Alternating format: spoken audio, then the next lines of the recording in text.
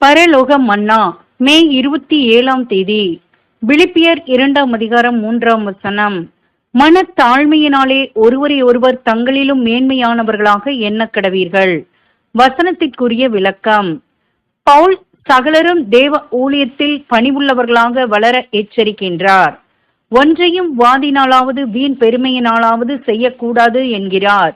தற்பெருமை, உயர்ந்த ஸ்தானத்தை பெற முயல்வது போன்றவை தேவ ஊழியர்களின் ஓர் எதிரி என்பதை உணர்ந்து அவைகளை அப்புறப்படுத்த வேண்டும். இதற்கு மாறாக இவர்கள் தாழ்மையான சிந்தை உடையவர்களாயிருந்து தன் உடன் சகோதரர்களை தங்களிலும் மேலானவர்களாக கருதி இப்படிப்பட்ட காரியத்தில் மேன்மை பாராட்ட வேண்டும். எல்லா வரங்களும் திறமைகளும் எந்த சபையிலும் ஒருவரிடத்தில் காணப்படுவது அரிது. ஒருவர் மனத்தாழ்மை உள்ளவராக இருந்து மற்றவர்களிடையே காணப்படும் சில நற்குணங்கள் தன்னிலும் மேலானது என்று எண்ணக்கூடிய சிந்தை மிக அவசியமானது. ஆமேன்.